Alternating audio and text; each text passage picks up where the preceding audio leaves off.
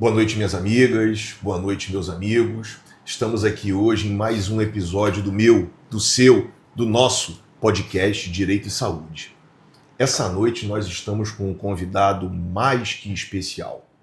Ele foi vereador em Ji-Paraná, foi deputado federal, hoje é senador da República pelo nosso estado de Rondônia e é o pré-candidato, um dos pré-candidatos ao governo do estado de Rondônia. Com vocês, senador Marcos Rogério. Marcos, é um prazer estar recebendo você aqui. Sentimos-nos honrados com você estar aqui para esse bate-papo. Eu quero que você sinta-se à vontade, sinta-se como se você estivesse na minha casa, porque você está.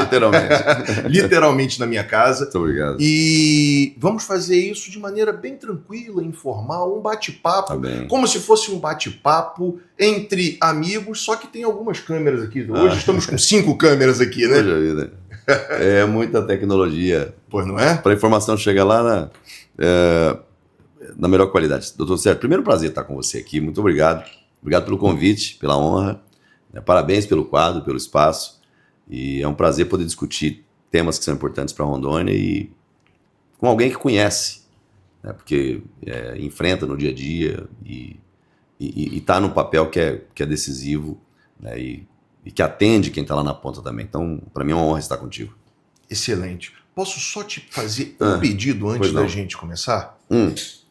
Me chama de Sérgio. Sérgio. Vamos esquecer as formalidades. Tá bom. Vamos esquecer as formalidades. Bora lá, também. Marcos, antes da gente começar, eu faço isso com todos os convidados aqui. A gente fala um pouco da história de vida do convidado.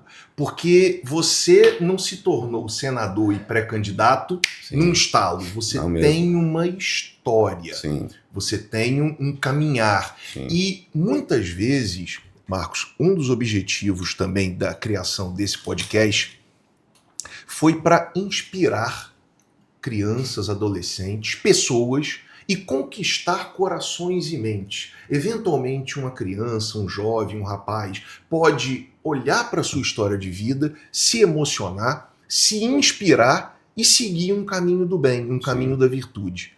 Esse é um dos motivos pelos quais eu acabei criando também o podcast Direito e Saúde.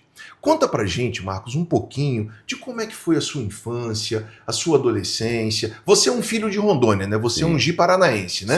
Sou. Nasci em Rondônia, nasci em Ji-Paraná, lá na linha 86 do projeto Riachuelo, né? No coração de Rondônia. Sérgio, é interessante, eu não falo muito da minha história, as pessoas conhecem mais o meu trabalho, né? Mas o Marcos Rogério, na sua essência, né? Quem é, de onde veio, como que chegou aonde chegou, né? Muita gente não conhece, né? Eu nasci em 78. Eu ouso dizer que a maioria das pessoas talvez não conheça. Não conhece. Exceto a Iá. A Iá conhece? A Iá conhece bem. Eu nasci em 78, nasci na roça, num tempo que é absolutamente diferente do que a gente vive hoje, porque naquele tempo você não tinha energia na roça, né? Estrada era exceto precária. Gerador para quem tinha muita condição financeira. Não, mas na linha eu acho que não tinha nenhum que tinha gerador. O que tinha era bateria. O mais moderno, ele tinha uma bateria. E aí ele podia ter uma televisão, por exemplo. Na casa da minha família não tinha. A gente tinha lá, o mais moderno que a gente tinha era um lampião que dividia na sala e a cozinha. Então você tinha aquele lampião de vareta alta e ele clareava as duas partes. Para iluminar os dois cômodos. Pro quarto, quando você ia, você tinha que ter a lamparina mesmo. Esse era o modelo. As famílias naquele tempo viviam assim. Casa de madeira, cobertura de tabuinha, né? Assim, quando chovia, época da seca, você fazia a cobertura de tabuinha, aí você às vezes cortava a madeira, tava meio verde, né? Rachava, tava verde. Quando vinha a seca, aí ela secava e murchava. Na próxima chuva, que você tem no inverno seguinte, chovia dentro de casa, por tudo que é lado, a cama molhava tudo, aí você tinha que ficar correndo, ajustado aqui e dali. Essa era a vida, né? Não tinha comunicação, a comunicação que a gente tinha era rádio, né? Talvez isso tenha me influenciado depois, mesmo inconscientemente, porque eu gostava de ouvir Nacional de Brasília. Quem é mais antigo aqui vai lembrar, a Nacional de Brasília você tinha ali Adelson Moura, Maurício Falles, tinha Leninha, Márcia Ferreira. Era o time de comunicação que, especialmente na Amazônia, nos estados de Rondônia, Acre, Amazonas, era o que chegava aqui. E eu ficava ouvindo aquilo, e depois, às vezes, eu estava brincando. Meu pai plantava café, colhia café, e eu estava lá colhendo café, fazendo alguma coisa, e eu ficava imitando, eu botava a mão no ouvido, né? Olá, gente amiga de todo o Brasil, aqui quem fala é Adelson Moura e tal. Aquilo foi uma coisa que era uma brincadeira. Ou seja, o imaginário de uma criança já meio que estava prevendo o seu futuro. Mas sem jamais imaginar que eu pudesse, porque eu imaginava o seguinte: primeiro, uma criança do sítio, nesse contexto, naquela época, ele não tinha noção do que era o rádio. A gente via aquele rádio sempre Toshiba antigo, você não sabia como é que funcionava, como é que essa voz chega aqui, como é que esse locutor está falando aqui, né? Então, era uma utopia para mim, era uma coisa muito distante. E hoje você num podcast, né? Pois esse menino lá de trás não saberia nem É essa transição, né? Agora uma coisa é certa, né? O podcast hoje, que é uma ferramenta maravilhosa, mas o rádio sobreviveu a tudo. Com toda certeza. A televisão não teve a mesma, não conseguiu ainda 100%. O rádio é muito democrático. O rádio democratiza tudo. Porque o rádio tá aqui, ó. Sim. Você tá com o celular e você tá com o rádio conectado. Sim. Você tá com o podcast, você tá no celular conectado. Então, quem conseguiu entender que a tecnologia não era uma adversária, mas era uma aliada, né, que ia agregar valor, conectividade ao seu produto, avançou e manteve o seu espaço. Quem achou que era uma competição e quis medir queda de braço, ficou, assim, teve problema. Então, a minha origem é essa, né? Foi nesse ambiente, escola rural. A escola que eu estudava era uma escola que tinha de 1ª a 4ª série, né? A gente não tinha creche. Naquela época tinha, Marcos, transporte rural ou era bicicleta? Não, era bicicleta. Era de pé? Bicicleta é a pé. Né? Outros tinham um cavalo que saía, mas assim, a gente cansou de sair do sítio para ir até a cidade e ter que ir de bicicleta. Às vezes furava o pneu, você tinha que empurrar muitos quilômetros. Quilômetros e quilômetros. Quilômetros e quilômetros. Mas isso não era uma questão só minha, da minha família. Sim. Isso era meio que o perfil das famílias que vieram para Rondônia na década de 60 e 70. Sim. A minha família chegou em 72. São os famosos destemidos pioneiros, né? São. Meus pais vieram do Espírito Santo, né, para cá, tinha a cultura do café no Espírito Santo e veio plantar café em Rondônia. Né, e foi assim que a gente começou. Então foi muito sofrido, né, foi muito difícil. A gente enfrentou malária, na região da 90, no setor Riachuelo, dava muita malária. Né, então a gente foi para 86, que aí não tinha muito caso de malária, e foi onde eu cresci. E eu imagino que certamente na época você não tinha um sistema público de saúde estruturado, com os exames para... Não tinha. Não tinha. Eu perdi minha avó muito cedo, a mãe da minha mãe. Que veio para cá também? Que veio para cá, assim, meus pais vieram, meus avós, e a minha mãe faleceu em razão disso, né? Não tinha uma estrutura de saúde, teve malária, né? Houve um agravamento e, assim, o que hoje seria tratado muito facilmente, naquele tempo não tinha os recursos que hoje existem. Então, essa era a nossa realidade. Né? Então, eu não podia imaginar nem que eu fosse para o rádio, e muito menos que algum dia eu fosse ser um vereador da cidade, e muito menos um senador da República. Então, eu diria para você assim, considerando aonde eu nasci, família pobre, muito difícil. A gente ia para a cidade, meu pai tinha 6 filhos, minha mãe e meu pai são 6 filhos. Chegava na cidade... tinha um bar chamado Bar Primor, em Ji-Paraná, era o ponto de ônibus para quem voltava para o sítio. Depois de um tempo tinha ônibus. A gente queria tomar uma Coca-Cola, assim, pegar uma KS daquela, tinha que dividir para todo mundo. Essa era a realidade da gente. Então eu não tinha expectativa, eu não tinha sonho. Alguém fala, você sonhava em ser radialista? Não tinha como sonhar, porque eu vou sonhar com aquilo que eu acho que é impossível. Aquilo não fazia parte do meu contexto. Então eu reprisava o que eu ouvia, né, do rádio, né, como uma coisa intuitiva, mas quis, né, assim, Deus, eu vejo isso porque a gente está aqui hoje, Deus já está lá no final, já sabe o que vai acontecer contigo, qual vai ser o seu futuro, né? Também creio nisso, Marcos. Também creio nisso. Deus sabia e estava me preparando para aquilo. Lá na frente, quando eu peguei a primeira oportunidade de conhecer o rádio por dentro, né, eu já tinha 16 para 17 anos. né? Foi um programa gospel, um programa evangélico, eu fui para carregar aqueles discos de vinil, né? O pastor ia apresentar um programa de rádio e levava muito disco, a gente ia levar o disco de vinil para poder rodar. Você foi para ser um auxiliar? Eu fui para auxiliar. Não, então foi ali que eu conheci o rádio, né? O pastor Sadraque fazia o rádio, fazia Uma o programa. curiosidade, Rogério. Posso chamar de Marcos? Por favor. Rogério, como é que à você vontade, prefere? por favor. Quando você fazia esse movimento com a mão, Marcos, na roça... Mas isso é coisa de quem é antigo. Eu estava hoje dando uma entrevista ali no Beni Andrade, né? Quando você falou isso comigo, eu cheguei a me arrepiar, porque eu me lembrei do meu falecido avô, que via um cearense, que Sim. também foi um migrante, saiu da cidade de Senador Pompeu, no Ceará, e veio para Niterói, no Rio de Janeiro, na década de 70, e eu via na minha infância meu avô assistindo o jogo do Flamengo, um flamenguista doente ele era, e ele tinha um radinho de pilha, Felipe, ele ficava com um radinho, é esse mesmo movimento. Mas o que eu ia te isso é cacuete de rádio, tá? Isso é cacuete de rádio, e que é mais antigo na comunicação, e eu vi isso hoje. Eu dei entrevista lá pro Beni, né, o papo de redação, e aí o Beni, quando ele foi fazer a propaganda, eu vi ele lendo a propaganda e ele com a mão no... Intuitivo. Para quem viveu o rádio como eu vivi, isso é muito legal ver. Porque isso. É o retorno, né? É o retorno. Hoje você põe um fone, né? Mas naquela época não tinha. Então você tinha que ter uma boa dicção, né? E a dicção... Hoje, na verdade, quem tá fazendo o retorno tá ali, ó. Ele tá olhando na tela e ele tá vendo a sonora. É isso. Antigamente não, você era muito mais criativo, né? Sim. Então, essa foi a minha trajetória até a comunicação, da roça até a comunicação. Então, eu diria assim, eu nasci num ambiente improvável para me projetar a ser alguma coisa, tanto na comunicação quanto na política. Eu nunca sonhei em estar na política e eu não tinha a pretensão de ir para o rádio. Mas o rádio chegou em mim de uma maneira intuitiva. E depois, quando aconteceu, foi, na verdade, a porta de entrada para tudo. Foi a partir do rádio, né, que eu peguei gosto pela política.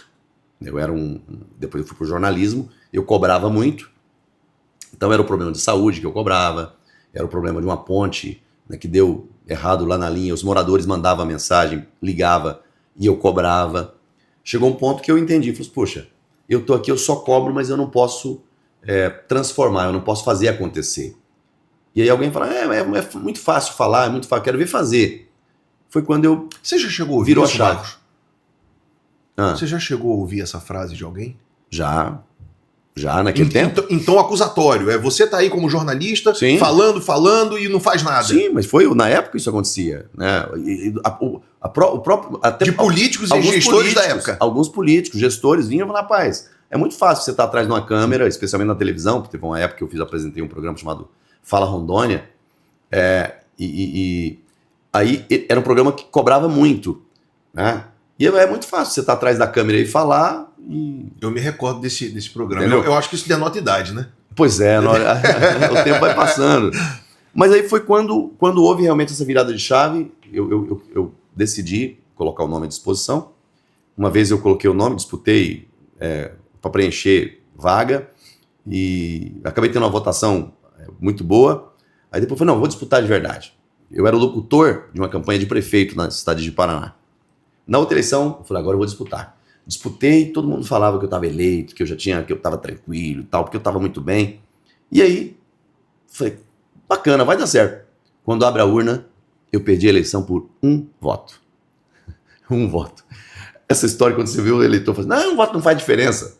Não faz, é justamente o 1 que te dá a vitória ou que te tira a vitória. Eu fiquei faltando 4 anos fora.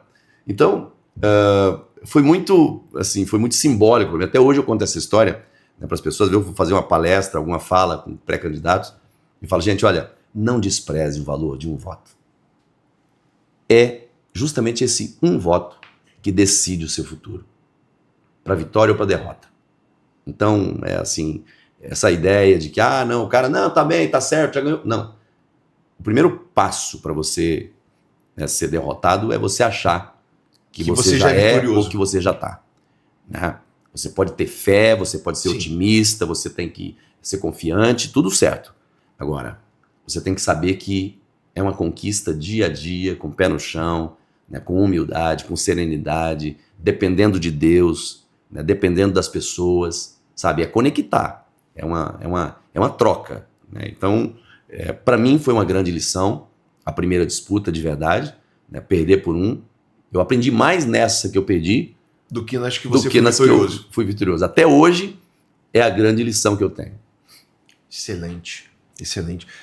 Isso me faz pensar em outras perguntas aqui, mas eu vou deixar elas por hora. Porque você acabou de falar que você aprende mais nas que você não foi vitorioso, nas que você foi vitorioso. Eu me lembrei das eleições de 4 anos atrás. Ah, sim. Pois é, mais uma. Mas eu vou deixar essa pergunta mais pro final. Marcos,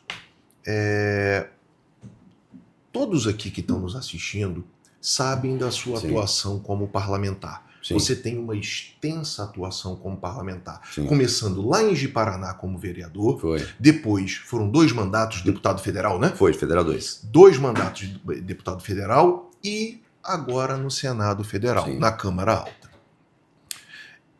Não só isso, você tem uma experiência grande de atuação como jornalista, o jornalista que eu gosto de chamar o jornalista de base, que é o jornalista que está lá dentro da comunidade, que sabe do problema da Dona Maria, que o seu João chega para ele e fala, olha, a gente está com esse problema aqui há anos, ninguém resolve nada. E além disso, você contou aí que você tem uma história de vida de luta, desde a sua infância e adolescência, uma vida, diria eu, minha interpretação, tá, Marcos? Uma vida digna, entretanto muito difícil e humilde. Foi isso que eu interpretei. É isso mesmo. Eu acho que isso, de alguma maneira, junto com a sua construção, junto com o seu estudo, a sua vida acadêmica, que é importante, eu não estou menosprezando, mas eu acho que tudo isso que eu falei antes te legitima mais para conhecer um pouco dos problemas do nosso Estado. Ah, com certeza. E eu queria, até inspirado no nome do podcast, eu devo gostar um pouquinho desse tema saúde, né? Com certeza. Eu devo gostar um pouquinho, né? Eu queria começar a falar um pouquinho contigo, Marcos, sobre a saúde, em especial a saúde pública do nosso Estado. Sim.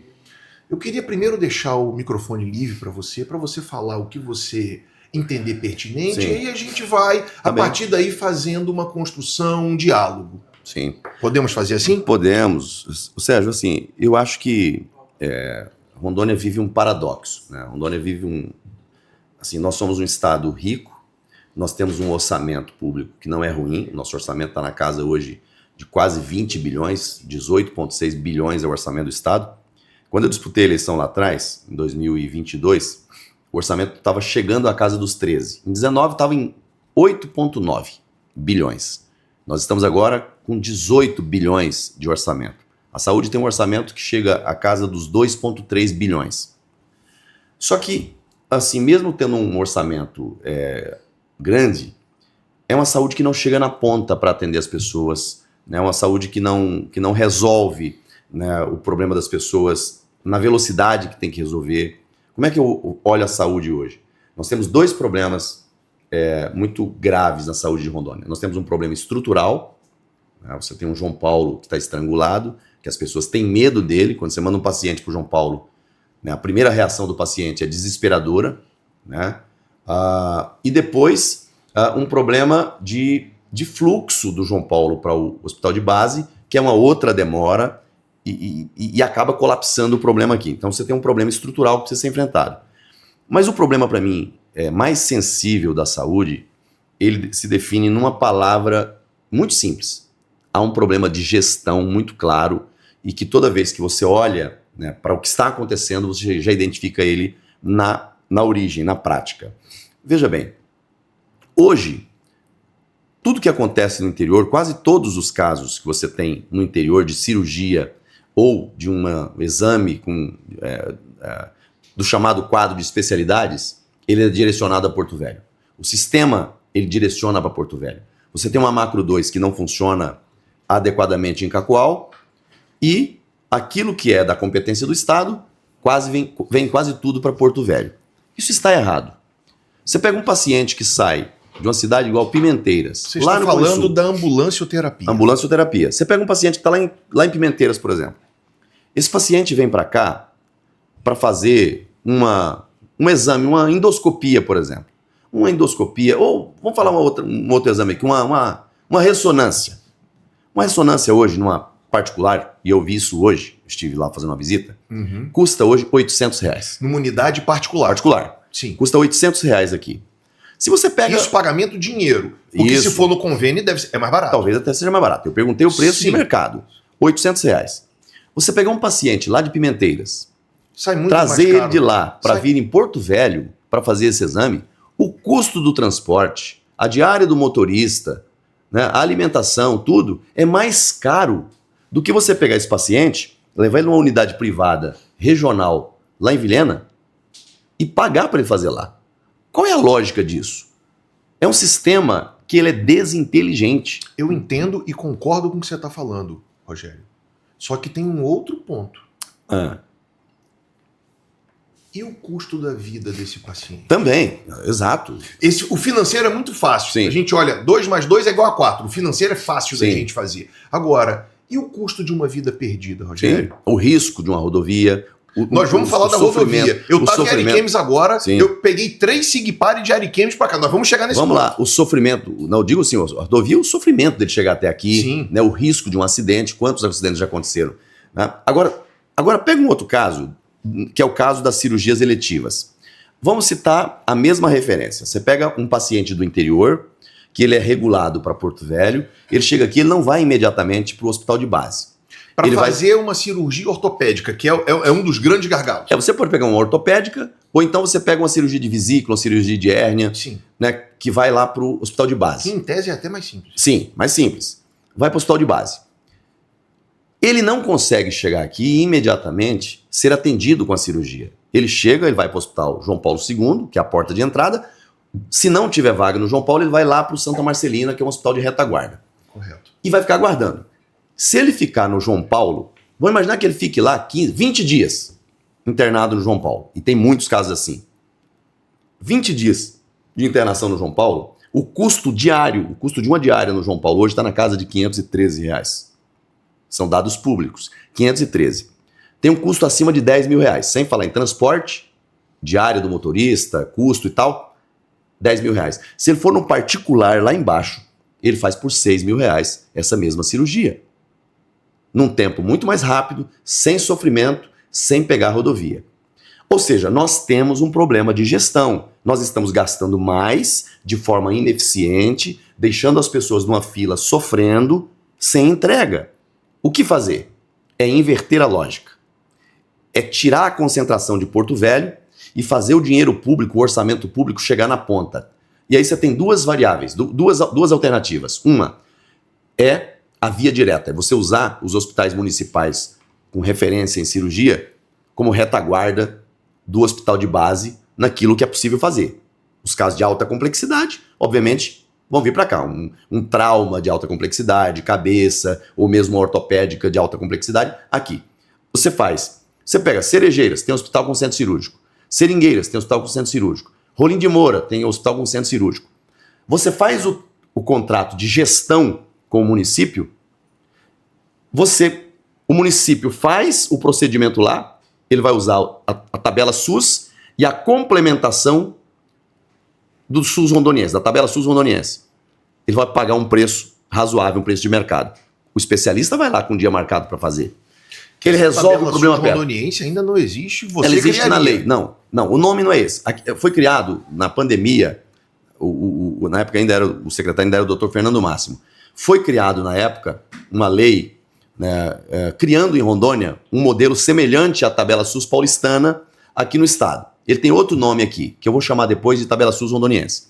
Mas já tem, a lei já existe. O que interessa é você, como futuro governador do estado, caso seja Sim. eleito, você vai criar um modelo semelhante ao Isso. paulista. Modelo paulista. Que é uma tabela Que complementa. Porque o médico, você não vai pegar um cirurgião para ir lá na cidade de Cerejeiras para fazer cirurgias lá pagando a tabela SUS. Ele não vai fazer isso. Não faz sentido. A tabela SUS já está há mais de 20 anos sem sofrer correção. Os valores são aviltantes. Agora eu vou dizer para ti, na hora que eu fizer isso e que eu fizer o contrato de gestão lá, fazer a complementação do valor, e o município vai receber por procedimento... Ou seja, vai ter um elemento de produtividade. Isso. Nós vamos atender o paciente lá regionalmente. E tem mais uma coisa. A clínica particular, o hospital particular que tem na região, se ele quiser se habilitar nas mesmas condições que o município vai oferecer... Concorre e ganha. Ele vai entrar e nós vamos zerar a fila, o estoque de quem está esperando por uma cirurgia. Ou seja... Eu vou tirar de Porto Velho aquilo que não precisa ficar em Porto Velho e vou fazer o atendimento regionalizado lá na ponta. Eu vou reduzir o custo, eu vou diminuir o sofrimento e eu vou melhorar a eficiência do Estado na entrega de uma saúde de qualidade. Essa regra vale para cirurgia, essa regra vale para exames mais complexos, exames como é o caso da ressonância, tomografia, mais complexos, e também os especialistas. Eu posso adotar o mesmo modelo, a descentralização. Então, eu tenho duas vertentes aqui. Uma é a reestruturação da saúde na sua estrutura física, hospitalar. Nós vamos ter que enfrentar. E a outra é mudar o modelo de gestão. Um é o modelo de descentralização, o outro é reestruturar. Construir o novo hospital de Porto Velho, o HU, que nós vamos construir, que era o euro que o governo tinha o recurso no fundo, infelizmente, acabou retirando, né, o orçamento que tinha no fundo, tinha quase 300 milhões de orçamento. Nós vamos ter que começar do zero. Vamos chamar a bancada, aporta recurso da bancada federal, o governo aporta também, no primeiro ano a gente consegue o recurso para fazer esse hospital. Chama uma empresa, ou uma PPP, ou uma OS, e fala assim, ó, vem cá, eu quero que vocês façam esse hospital. E por que eu estou dizendo isso? E falo isso aqui sem nenhuma preocupação. Porque se eu trago um modelo tradicional para construir um hospital, sabe quanto tempo eu vou demorar para botar esse hospital de pé? Quanto, Rogério? 4 anos. Eu estou construindo um nesse momento, lá em Machadinho do Oeste. Eu estou com ele na fase final, na fase de acabamento já. Já tem 3 anos que eu estou construindo. Recurso na conta, tudo certo, a empresa tocando, mas é o modelo construtivo tradicional. Que leva tempo. Tudo. Impugnações. Licitação, comunicação. E depois que você começa a construir, também é lento, é moroso. Então, Sim. Qual é o modelo construtivo hoje que ele vai rápido? É o modelo que o Henrique Prata usa no Hospital do Amor. Você pega um Luciano Hang, que pega essas lojas do grupo empresarial dele. Ele chega numa cidade, em quanto tempo ele bota de pé? É semelhante ao BTS? Não, o BTS é um modelo, aí é um modelo contratual, né? Sim. Que é uma participação do público e do privado. Esse aqui é o steel framing, que é o modelo construtivo, é o método de construção. Um é uma espécie de uma PPP. Eu entendi agora. Você está falando que é um método de construção onde você vai... É como se fosse um Lego. É um Lego, você vai montando. Exato. Então, se eu pego... Vou imaginar aqui que eu chame... Né, nem sei se ele trabalha com isso, não. Estou citando como exemplo. Que eu chame aqui, né, uma Fundação Pio XII, que tenha lá uma OS, tem uma PPP. Vem cá, vocês vão fazer esse hospital. Quanto tempo vocês precisam para me entregar esse hospital aqui? Eu quero que vocês façam igual vocês fazem no Hospital do Amor. Com 1 ano eu estou com esse hospital de porta aberta. A ideia que eu tinha aqui, eu estava muito empolgado da gente poder anunciar já no primeiro ano. Por quê? Porque eu sabia que a gente tinha um fundo. Eu tinha informação. Só que quando foi agora em julho, no início de julho, o governo manda uma mensagem para a Assembleia Legislativa retirando... Desafeta esse dinheiro e realoca esse recurso em outra área. Está usando para outras coisas. Ele tirou o recurso do fundo. Tinha 50 milhões ali, que o Tribunal de Contas foi quem passou, né, para o fundo para fazer esse hospital. E aí, enfim, não vou entrar no mérito aqui das razões que levou o governo a fazer isso, mas o que é muito ruim, porque a gente já podia começar o ano que vem, né, o novo governo... Com esse recurso. Com esse recurso. Aí sim, era só tocar o projeto, executar. No primeiro ano eu poderia ter o hospital. Agora eu vou ter que mobilizar bancada, eu vou ter que otimizar o gasto público para abrir espaço no orçamento, para eu poder criar o caixa, né? Projeto pronto, recurso assegurado e empenhado, licitar, ou fazer o modelo que eu mencionei de PPP ou OS, e executar a obra. E aí sim, você ter um novo espaço de atendimento aqui, um hospital de urgência em Porto Velho à altura do estádio Rondônia. Né? Tirar essa imagem que o João Paulo representa hoje, que é muito ruim. Marcos, eu tô com duas perguntas assim na... Agora, se você me permitir, Claro. me perdoe, eu tô abusado. Abusado nada. O tema... A estrela aqui é você, as pessoas estão aqui, não é pra me ouvir, não, é pra ouvir você, rapaz. Mas é porque eu falei do hospital do HU aqui em Porto Velho, mas eu tô com, assim... Eu tô muito estimulado, assim, a gente precisa virar essa página do problema, do caos que é a saúde de Rondônia. E eu sei que é possível fazer, sei como fazer, e a gente vai ter muita gente do lado para poder fazer, para a entrega chegar. Então, o HU aqui em Porto Velho é importante. Agora, tem uma coisa que nós vamos fazer, que para mim vai ser assim, o ponto, talvez, de maior alegria. Hoje, 70% dos traumas gerados no estado, perna quebrada, braço quebrado, traumas, tem origem no trânsito. É o trânsito, o maior vilão de traumas de Rondônia é o trânsito, especialmente motocicleta. Se o trânsito é quem gera o maior volume de traumas e o Detran é quem mais arrecada com o trânsito, quem é que tem que bancar a conta do hospital de traumas? O Detran. Nós vamos fazer o hospital de traumas de Rondônia, na região central de Rondônia, do estado. Eu já até antecipei, a ideia é fazer em Ji-Paraná, o hospital de traumas de Rondônia, financiado pelo Detran. Na verdade, vai ser o complexo de traumas. Hospital de traumas, um centro de reabilitação e um banco de órteses e próteses.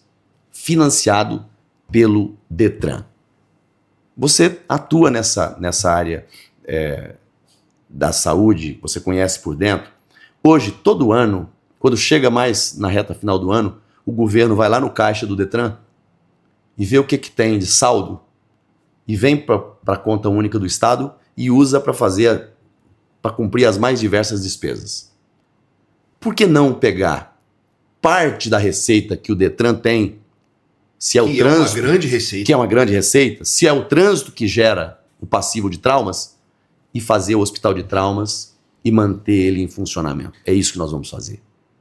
O Detran vai financiar a construção, a manutenção, o funcionamento do Hospital de Traumas de Rondônia.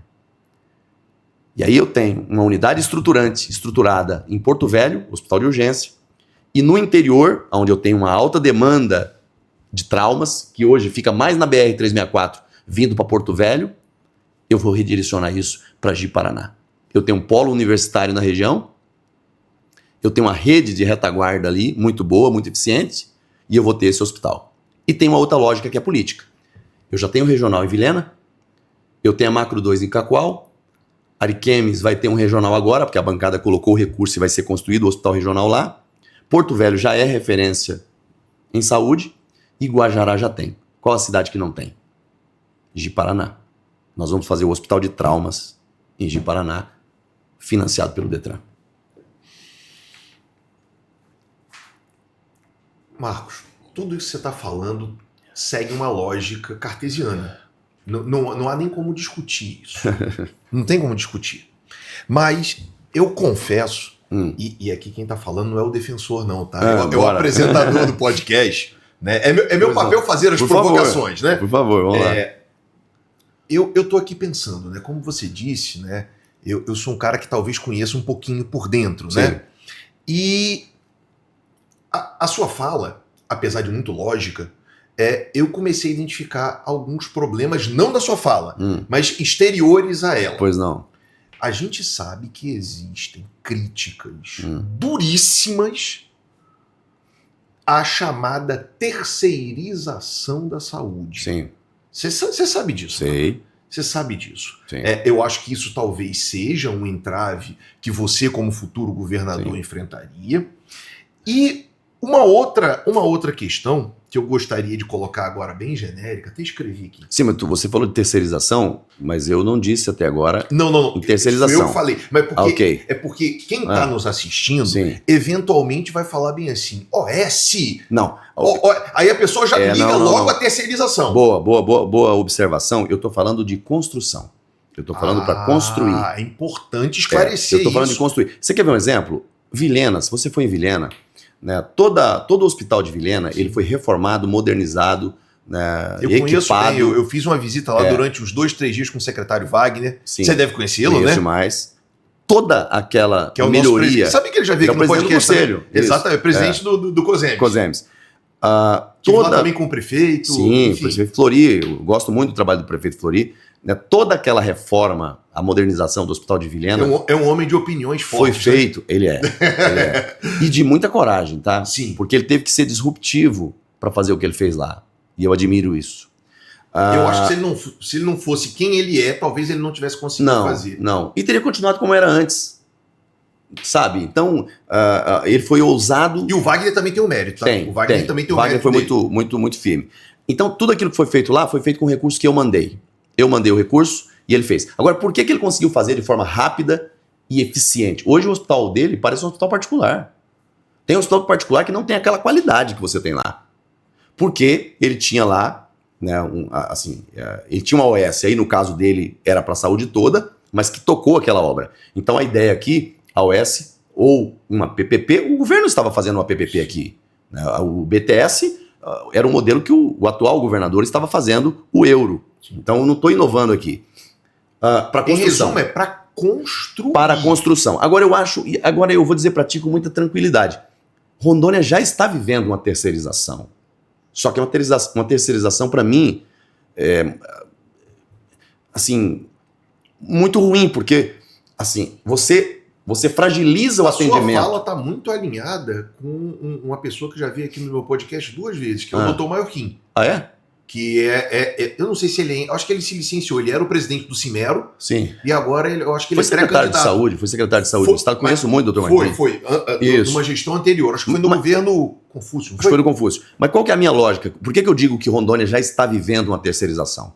Quando você tem um movimento em que você enfraquece o atendimento, né, num hospital João Paulo II, num hospital de base, ou numa Macro 2, né, lá na região de Cacoal, e Cacoal hoje é a pior saúde de Rondônia, é a de Cacoal, é o pior estado de saúde de Rondônia, Cacoal. Né, a Macro 2... Fala dura essa sua. É realista. O cacoalense hoje está saindo dentro de um ônibus lá, novo, confortável, para vir ser atendido no João Paulo II. O paciente não quer sair da cidade dele em ônibus para vir para o João Paulo. Ele quer ser atendido perto de casa. Então, o que eu estou dizendo? Não, estava faltando anestesista, agora, há 2 semanas atrás, para procedimentos lá em Cacoal. Não tinha atendimento. Eu tenho os números. Se não tinha anestesista, não tinha cirurgia. Não tem como você ter cirurgia. Eu pego os números, se você pegar os números, né, dos procedimentos que eram feitos, né, no Hospital Regional de Cacoal, pega os últimos anos e pega o que foi feito há 2, 3 anos atrás e pega o que está sendo feito hoje. Você tem uma queda aqui que chega a quase 50%. Aí você pega o hospital de base, que tem uma estrutura fabulosa, embora velha, embora desatualizada, embora não está nas melhores condições, mas ele tem lá um número de centros cirúrgicos muito bons profissionais. Por que ele não consegue rodar aquela máquina toda na capacidade que ele pode ter? Então vão precarizando, vão dificultando e aí negando a oferta. Em contrapartida, o que você faz? Bom, se aqui não está atendendo, eu vou chamar o setor privado e vou passando. Então você tem isso na capital, você tem isso no interior, e agora você tem isso também caminhando para acontecer lá em Cacoal. Então eu digo para você... Tem uma outra parte que eu acho que toca a defensoria. Porque com essa precarização que você tá relatando aí, Rogério, o povo vai buscar os seus direitos, né? Sim. E aí fica mais caro. Porque a judicialização, me perdoe te antecipar, mas assim... Não, mas você não está antecipando, não, você está falando óbvio. Quer dizer, no desespero é o que as pessoas encontram, é a porta de saída, né? E o juiz, quando vê o caso concreto, o lado humano dele vai pesar mais alto do que a lógica do planejamento, né, da gestão pública, e ele vai deferir. Aí um procedimento que custaria, de repente, aí, né, R$1.500, R$2.000, R$3.000, você vai lá e ele custa 15 ou mais do que isso. Você desmonta toda a lógica do orçamento Posso público. te dar o exemplo das cirurgias ortopédicas? Sim. Uma cirurgia ortopédica, se feita no hospital de base, o salário do médico já é pago. Sim. Então, se o médico fizer nenhuma cirurgia, ou se ele fizer 100 cirurgias, Sim. o salário dele será Isso, pago. isso. Então, vamos tirar o salário do médico da equação. Concorda comigo? Ok. O custo é somente de material, órteses e próteses. Isso. Uma cirurgia ortopédica, vamos falar uma artroplastia parcial ou total, em valores do ano passado, tá? Ela sairia entre 8 e 15 mil reais, dependendo da prótese e órtese, enfim, se é unilateral, se é bilateral, enfim. Se for numa empresa contratada do Estado, ou seja, se fizer um processo licitatório, menor preço, fica entre 30 e 50 mil. E se for feito no judicial com sequestro? Para quem não sabe, gente, sequestro é quando o juiz dá a ordem judicial de cumpra-se, o Estado por algum motivo não conseguiu cumprir, e aí o juiz determina que pegue-se o dinheiro na conta do Estado para fazer essa cirurgia. Isso. Quanto? Entre 150 e 300 mil reais. Meu Deus do céu. Você está tirando dinheiro dos outros pacientes. Para você ter uma ideia, Marcos, eu acho que você tem essa ideia assim, eu acho que até porque em outras oportunidades eu tive a oportunidade de falar isso com você. Sim. Em 2024, eu tive que chamar o secretário à época, o Jefferson, que se solidarizou muito, falou, não, a gente tem que resolver isso, a gente tem que pelo menos resolver o que está judicializado. Sim. Porque se a gente for pegar um valor médio aí, vamos colocar 200 mil, tinham mais de 100 processos, Rogério. Só esse judicializado iria impactar quantos milhões no orçamento do Estado, da saúde? Você compromete todo o planejamento. Você compromete. Tanto que o próprio CNJ acabou tendo que intervir. Só que nessa por um outro lado é lógico você ter pessoas há mais de 5 anos aguardando para fazer uma cirurgia. Não tem sentido. Isso é desumano.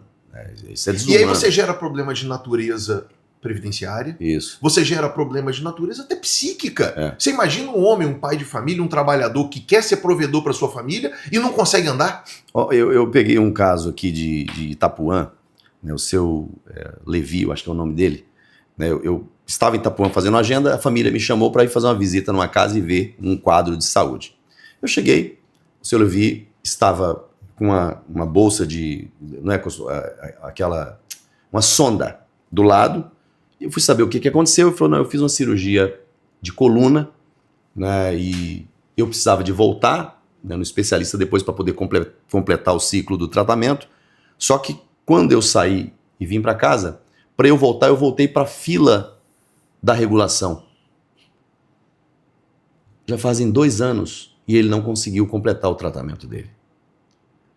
Eu falei assim, mas gente, não tem sentido isso, o sofrimento da pessoa, o risco de uma infecção, ele tendo que ir na emergência para trocar a sonda. Eu falei, mas e aí? Eu falei, não, toda vez cobra, não, tá na fila de espera, tá aguardando.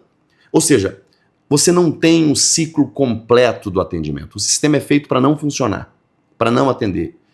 Fala dura, hein, Rogério? E deixa as pessoas no sofrimento, mas eu acho que isso vai dar um corte bom, mas, hein, mas não é uma questão, assim, essa é a vida real lá na ponta. É o que o cidadão passa. Você sabe, falou de constrangimento, sofrimento, sabe, humilhação. Então, assim, é dura a vida de quem está lá. Agora, e repito, não é por falta de dinheiro. É falta de gestão, é falta de planejamento, é falta de você adotar um modelo que ele funcione e que tenha um custo menor.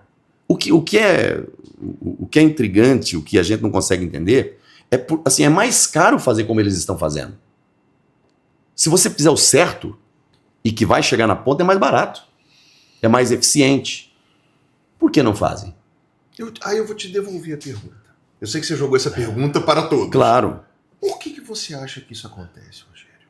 Bom, eu já disse agora há pouco uma lógica sem querer encontrar culpados, tá? Não tô... A gente está aqui discutindo, tentando encontrar até mesmo uma solução. Veja, eu não estou, e também não estou fazendo aqui nenhum tipo de acusação leviana, não. Eu estou dizendo o seguinte, a consequência da ineficiência, da falta de gestão, da falta de planejamento, da falta de se adotar mecanismos de governança, está sendo uma terceirização branca. Eu entendi. O que significa isso? O colapso do modelo... A ineficiência total obriga você a contratar mais caro, e aí o privado vê ali uma janela de oportunidade. É culpa do privado? Não. E olha que eu não tenho nada contra o privado, pelo contrário. Eu vou fortalecer o modelo público, eu quero um hospital de base funcionando na sua potência máxima, eu quero um hospital de traumas funcionando e funcionando bem, eu quero os municipais com estrutura entregando as cirurgias, e o privado que quiser se credenciar, se habilitar dentro das mesmas regras, eu quero que ele tenha uma atuação complementar, ok? Eu não tenho problema com o privado, ele pode ajudar na solução. O que eu não posso é sacrificar o público para promover o privado. E eu nem vou dizer aqui, não vou nem fazer aqui uma acusação de que isso seja um caso intencional. Talvez seja um comodismo. Olha, ninguém consegue mudar, é assim mesmo, tá tudo certo, tem que ser assim. Talvez seja isso. Mas é muito estranho, porque às vezes você vê, né, assim, hoje quando você pega das UTIs que o Estado tem, quantos leitos de UTI o Estado tem hoje? Você tem 1.600 e poucos leitos de UTI.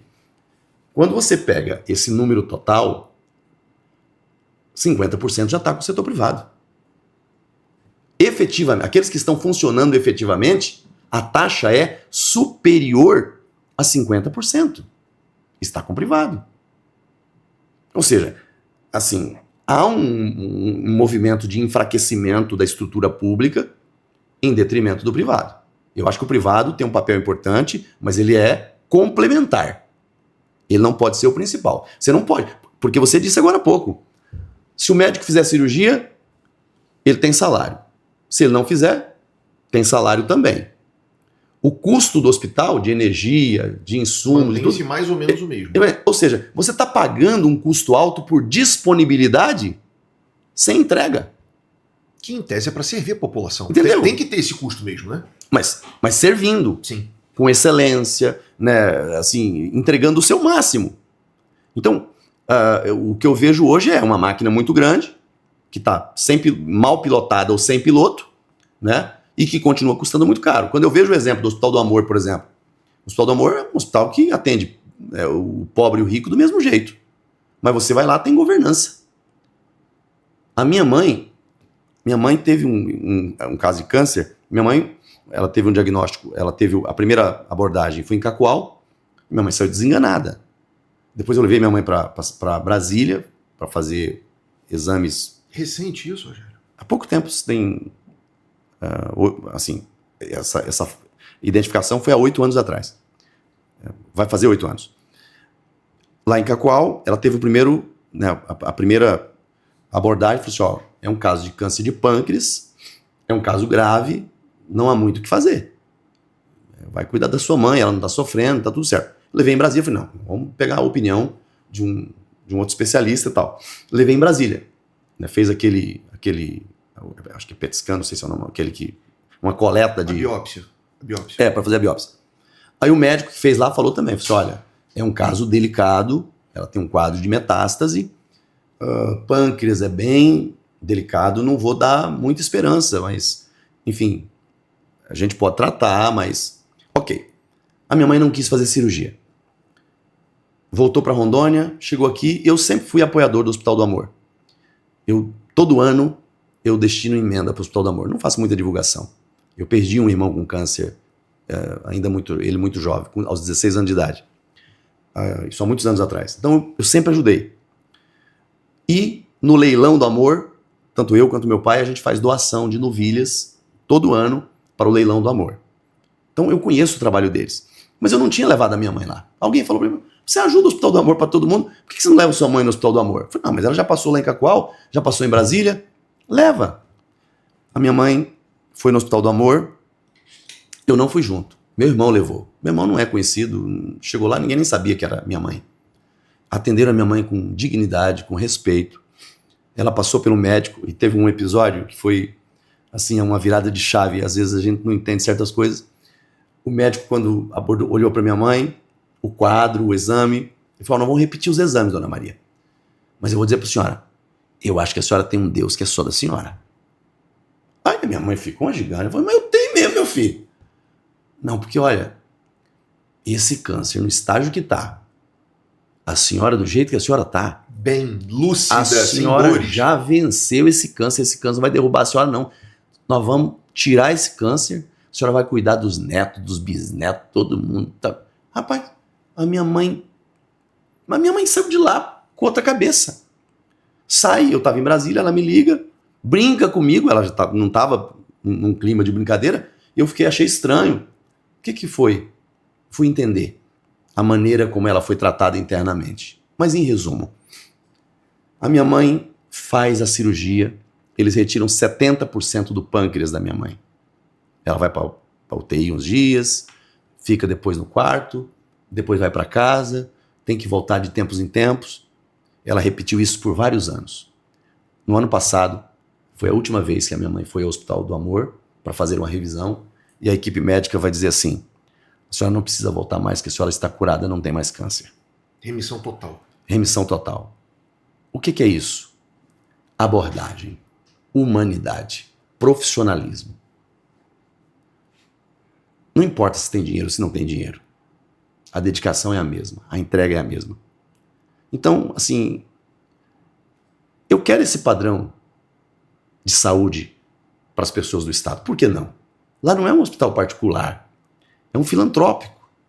É um hospital que atende SUS. Por que lá tem excelência e eu não consigo oferecer essa mesma excelência nos hospitais do Estado? Lá tem uma carreta da saúde que vai nas bases, atende. Por que o Estado não pode fazer? Por que é tão diferente? Então, assim, a gente tem modelos que funcionam. A gente tem modelos experimentados. Tem alguém que já experimentou, sabe o que deu certo, o que não deu certo. Não precisa de inventar a roda. Vamos olhar para o que está funcionando. Então, assim, eu olho para isso e isso me motiva. Sabe? Serve de espelho. Agora, eu continuo, tem muitos que não, eu continuo acreditando no modelo público. E acredito na complementariedade do setor privado. Sabe? Por isso que quando você falou da palavra terceirização, eu fiz questão de corrigir, porque não é a minha motivação principal. Se colapsar, se não funcionou, não teve jeito, você não tem que ter medo de fazer o que é certo para socorrer quem precisa. Mas eu não posso fazer isso sem dar a oportunidade de corrigir aquilo que está errado num hospital de base, sabe? Num regional de Cacoal. Porque profissionais bons lá nós temos. São bons profissionais. Aliás, a equipe do João Paulo também é uma boa equipe. A estrutura é que não é adequada e não serve. Eu não tenho dúvidas, Rogério. Eu tenho plano de saúde. Mas se eu me acidentar, eu quero ir pro João Paulo. É o João Paulo que vai salvar a nossa vida por conta da equipe. A equipe que tem lá. Que tá lá. É isso. A gente pode ter um hospital que você olha, especialmente quando você entra nele, sim. Eu sei porque eu tô lá quase toda semana, né, resolvendo problemas, enfim. Eu vejo que é um hospital de hotelaria muito ruim. Sim. É um hospital com uma infraestrutura longe do ideal. Sim. Mas os profissionais que estão ali, eu diria que são guerreiros. São guerreiros. É isso. Que muitas vezes estão atuando sem estrutura. Por isso que é preciso separar. Sabe, uma coisa é o João Paulo e as condições dele. É muito importante essa Outra sua coisa fala. É a compreensão da qualidade dos profissionais que você tem lá. É muito importante essa sua fala, Rogério, pelo seguinte, porque eu imaginava, né? E eu tenho certeza que muita gente imaginava que você era um cara a favor da privatização. Eu não sou contra a privatização. Não. Da saúde. Ok. Não, assim... Eu sei que você é a favor de, por exemplo, você é a favor... Eu sou liberal. Você é a favor da privatização para ter uma concessão de uma rodovia. Isso. Talvez não do jeito que foi feito aqui. Exato. Né? E eu tô vendo que... Eu até anotei aqui. Você falou uma frase. Temos que fortalecer o modelo público de saúde. Isso, exato. Isso é uma fala de uma pessoa que defende o SUS público. É o melhor programa de saúde, um dos melhores do mundo. Aliás, fala-se que é o melhor do mundo. Agora, ele tem que funcionar, ele tem que rodar. Sim, precisa de gestão. Gestão. O que falta é gestão. E uma atuação, no caso do Estádio Rondônia, de complementariedade. Ele não consegue resolver na ponta sozinho. Mas isso é uma fala contrária à terceirização. A terceirização, eu não... Assim, veja, eu acho que ela não tem que ser...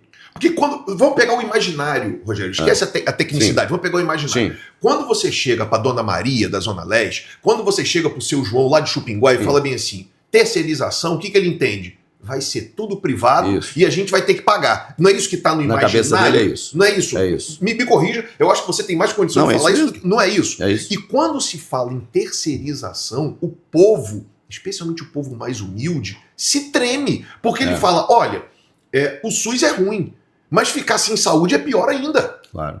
Sim.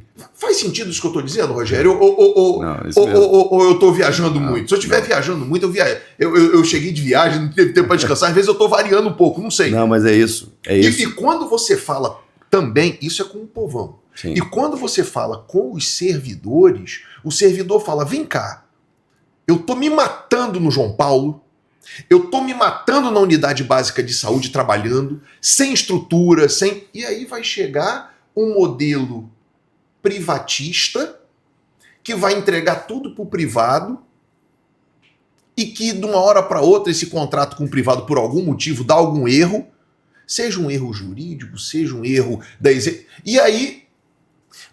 Sérgio... Você está vendo aonde eu estou querendo chegar? Para você esclarecer. Eu estou te dando a oportunidade para você esclarecer. É isso. Assim, veja, você sabe como é que... quando a gente olha para o setor, né, para um hospital de base, por exemplo, como é que você vai funcionar um hospital de base de verdade? A equipe médica vai fazer um procedimento cirúrgico, uma cirurgia ortopédica, não tem o material para fazer a cirurgia ortopédica. Sabia, o hospital de base é um dos maiores hospitais da região norte? Sim, ele é um dos melhores hospitais. Maiores. A estrutura dele é grande. Maiores e melhores. Sim. Agora, o que falta lá? Falta condições para funcionar. Você quer ver o negócio? E eu estou falando porque eu ouvi os servidores, eu fui ouvir os servidores. O álcool... Tá sem água aí? Não, ainda tem um pouco. O álcool que é utilizado para fazer a limpeza dentro do hospital, pergunte para as servidoras se tem álcool à disposição para fazer a limpeza. Pergunta se tem lá a gase, se tem lá o insumo, o básico, tá? Não estou falando de coisa complexa, não. Estou falando de coisa básica. Rogério, tem procedimentos instaurados no núcleo da saúde que eu não posso ficar, aí eu vou falando culpar, aqui em público. Então, eu não vou te constranger para isso. Não, eu vou culpar. Mas você fica à vontade, você pode falar à vontade. Aí eu vou culpar o servidor? Aí eu vou culpar, não, a saúde pública não funciona? Não. Tem alguém que não está deixando ela funcionar. Onde é que fica o centro de estoque do Estado hoje? Peraí, agora eu vou voltar num negócio que eu queria te perguntar e por conta da terceirização a gente mudou do assunto. Que você já esclareceu. Qual foi a sua última frase? Que tem coisas que não funcionam e você não sabe por que elas não funcionam dentro da saúde. E aí eu tenho uma pergunta, essa pergunta entenda como uma pergunta muito genérica, tá? Você acredita que existem forças ocultas dentro do governo e dentro da CESAL que impedem que a saúde funcione de maneira adequada? Eu acredito. E eu não vou dizer que isso seja... E eu não estou falando de corrupção específica, eu estou falando de forças ocultas. Eventualmente até coisas que deveriam funcionar de maneira adequada e não funcionam, às vezes até por gestão, às vezes também por falta de capacitação. Enfim, eu falei de maneira bem genérica, tá? Sim. Você pode ter um problema de gestão, um problema de competência, um problema de negligência. Eu não vou dizer que, assim, às vezes o governante ele tem boa intenção, sabe? Mas você tem dentro de uma estrutura como essa muito grande, alguém que vai pilotar a favor de quem está do lado de fora e que gosta desse modelo, e que prefere esse modelo. Né? Quanto pior você tem, quanto pior um João Paulo, quanto pior um hospital de base, melhor para alguém. Tem alguém gostando do que está acontecendo lá. Por isso que eu disse, não é o povo. Não é o povo. O povo está sofrendo. Por isso que eu disse para você que nós já vivemos um modelo de terceirização. Uma terceirização indireta. O que nós precisamos agora... Forçada pela ineficiência. Pela ineficiência, pela falta de entrega. Você quer ver um negócio? Nós temos um contrato hoje no Estado de ambulâncias. O Estado gasta 47,7 milhões com 31 ambulâncias por ano. 47 milhões por ano. Tem 12 UTIs. As demais são ambulâncias tipo B. Qual o sentido de você gastar quase 50 milhões? Para nossa audiência entender, ele está falando das ambulâncias que têm UTI e algumas ambulâncias que não têm UTI. São 31 ambulâncias, 12 têm UTIs, as outras não. São ambulâncias simples, tipo B. Eu estou falando de um contrato de 50 milhões, quase 50 milhões. Vai pegar o paciente lá em Cacoal, para cá, São Francisco, vai levar talvez em Guajará-Mirim, para lá, para cá.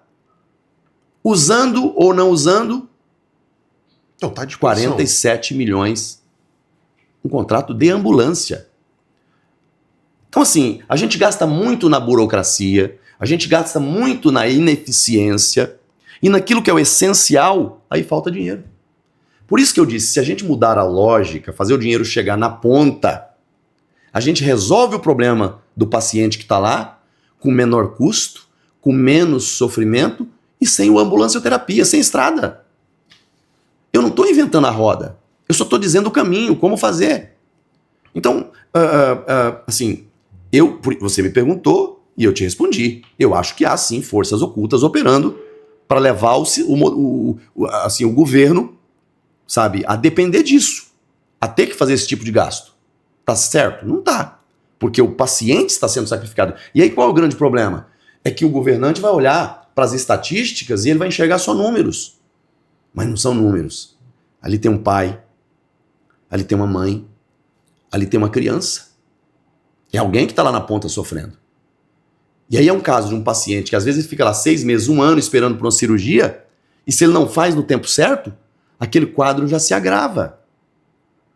Perdeu a capacidade laborativa de trabalhar, perdeu a qualidade de vida, perdeu a alegria, daqui a pouco está num quadro de depressão, a família toda impactada.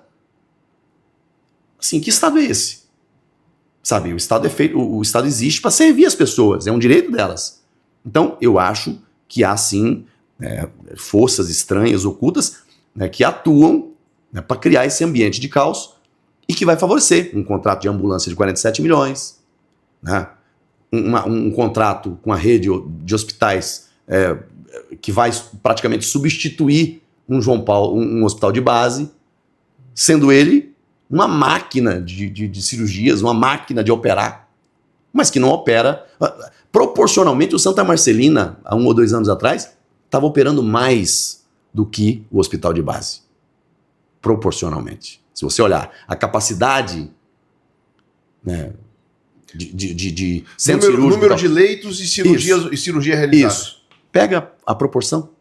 Agora, veja o custo, né? Veja o investimento que foi feito lá no Santa Marcelina, que é um hospital de retaguarda, e veja o custo do hospital de base. Então não tem sentido. A lógica está errada. Esse é um problema que nós vamos ter que enfrentar. E eu sei que para enfrentar isso, a gente vai mexer em algumas questões e tem muita gente que me imagina, o Marcos a ideia, e eu repito, eu não sou contra o modelo de parceria público-privada, eu não sou contra o modelo de terceirização, eu acho que às vezes ele pode ser uma opção, mas ele não pode ser a primeira opção. Se você tem um modelo público, você tem que fortalecer o modelo público, fazer ele funcionar, né? Se ainda assim você não for eficiente, você não pode deixar de atender a população. O modelo privado ele é complementar, ele não pode substituir. Eu só quero fazer um pequeno parênteses agora, Marcos. E eu quero falar com um aluno de doutorado, que eu sei que está fazendo doutorado no IDP. Sim. Eu também estou fazendo doutorado e eu estou pesquisando essa área da saúde. Você é um cara que... Dá para perceber que você é um cara que lida muito com questão de custo. Sim. Interessante isso. Eu estou escrevendo um artigo, não é a minha tese de doutorado, mas eu estou escrevendo um artigo. Um dos motivos que eu fiz doutorado é para poder ter produção também, né? Científica. Sim.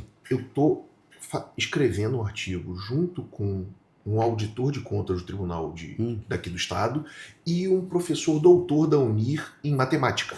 Legal. Onde a gente está calculando o custo médio de um processo de saúde. Você mencionou aí o CNJ e eu tenho algumas divergências no que tange a essência do que o CNJ faz. E eu vou explicar para você o porquê. A gente estava falando de custo. Sim. E a gente estava falando de dramas. Sim. Você sabia? Vou te passar um dado. Provavelmente você não deve saber esse dado, até porque é um dado de judicialização. Claro. Não há necessidade de você ter isso em mente. Dá para ver que você fez seu dever de casa direitinho. Você sabe direitinho a quantidade, quantos milhões, mas esse dado talvez você não saiba. Você sabe qual é o percentual de demandas, de ações judiciais em face do Estado que são patrocinadas pela Defensoria Pública? Não, não tem essa informação. 92%. Caramba. Dos 100% de ações judiciais em face da saúde do Estado, 92% vem da Defensoria.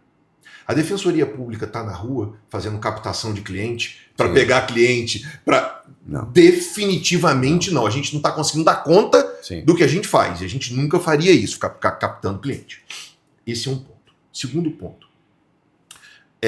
Dos 100% do total do número de processos judicializados pela Defensoria, ou seja, 100% desses 92%, qual é o percentual que você imagina do que a gente pede que já está dentro do SUS? Ou seja, é um remédio que tinha que estar na farmácia e não está, é um exame que tinha que estar disponibilizado e não está, é uma cirurgia que tinha que ser feita, é um leito, porque a discussão Marcos, do Sul e Sudeste é uma discussão diferente da nossa. Sim. O Brasil é um país único, mas a judicialização no Sul e Sudeste é outra. Aqui no Norte, a gente está judicializando o básico. Certo. Você tem ideia do percentual? Não. Mais de 85%. Caramba. Ou seja, a gente está judicializando...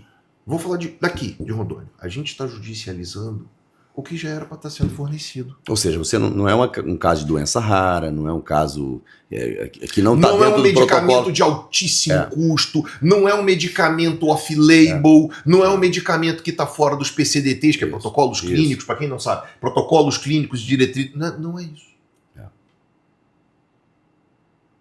E aí você tem o custo do processo, que nem o TJ tem esse valor, sabia? A gente está tendo que fazer o cálculo disso para escrever o artigo. E, além disso, você tem o custo do serviço ou produto médico que você vai entregar. Eu fiz uma estimativa num caso. A gente ingressa com ação se necessário for. A gente está ali, nós somos uma instituição de Estado, e a gente está ali para defender direitos, Marcos. Não, a Defensoria tem um papel. A gente está ali para defender direitos. Importante. Mas qual é a lógica de você ter um processo? Vamos chutar um valor, eu ainda não tenho o valor certo. Um processo de saúde, ele pode chegar a custar R$15 mil. Um processo individual, ele pode chegar a custar R$15 mil. Qual é a lógica de você entrar com esse processo judicial para conseguir um medicamento que custa R$300? Não tem sentido. E que o Estado muitas vezes não consegue fornecer por conta da máquina burocrática, ele não consegue licitar, o paciente precisa, passam-se 90 dias, 100 dias, 180 dias depois da sentença, tá, Rogério? Que coisa.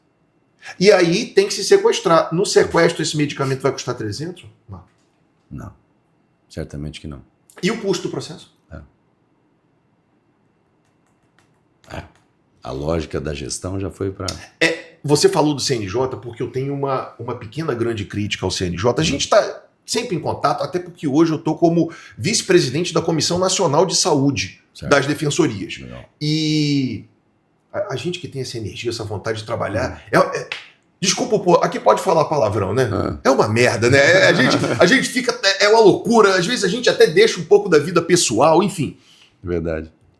Marcos, o CNJ muitas vezes ele quer reduzir o número de judicialização. Sim. Eu não quero reduzir o número de judicialização.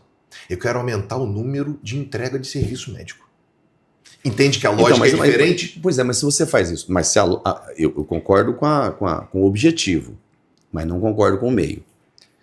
Porque quando você faz nessa lógica da judicialização... Mas eu não quero aumentar a judicialização. Eu quero... Qual é o meu pensamento? Vamos resolver esse 85% aqui, a judicialização vai cair no automático. Isso. Faz sentido isso? Faz, perfeitamente. Porque talvez a lógica, e eu tô caçando uma briga danada aqui, mas não tem problema não. Mas estou com você, com o CNJ.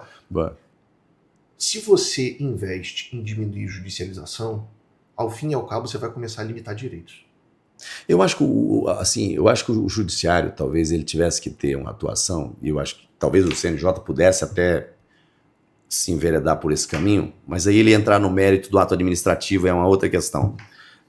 Que seria, que aí que quem poderia fazer seria na esfera jurisdicional, que é a obrigação de fazer, né? Que aí o Estado, se está dentro do protocolo, se está dentro, né, daquilo que o SUS já estabelece, obrigação de fazer, o Estado tem que fornecer.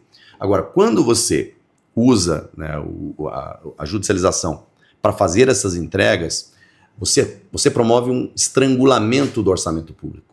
Está fora do planejamento. Você potencializa o custo. Isso. Você está fora do planejamento, o custo vai ser muito mais alto e dinheiro não dá em árvore. Não. Então, você vai tirar de algum lugar. Com toda certeza. Então, vai faltar. Vai. Então, você está resolvendo uma situação pontual e talvez você está tirando de muitos outros que poderiam ser atendidos. Sim. Então, acho que o modelo é que talvez tenha que ser discutido numa dimensão um pouco mais profunda, né? O judiciário acho que não teve essa compreensão. O CNJ foi por um caminho que não é o mais eficiente. Agora, por outro lado, você que está na defensoria, o juiz que vai decidir, né?